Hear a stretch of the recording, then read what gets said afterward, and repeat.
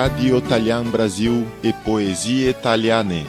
Il nonno, autore Roberto Pugliero. Il fuma la pipa, il cammina pian pian, il che vede poco ma il guarda lontan.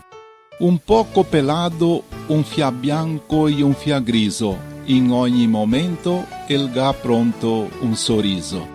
Il gallo orologio del tempo passà, il conta le storie de un mondo incantà. Il porta le paste taccado alla nonna, il sponsa beato sentado in poltrona. Il ronfa un pochetto co fa un contrabbasso, un boccia sbarlotto che salta su in brazo.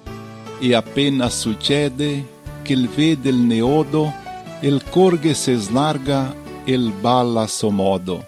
Tenendolo stretto, senta sui zenocchi, all'uno che importa che il faccia pastocci. Il è proprio allora, guardando il neodin, che il nonno d'incanto il torna gutin.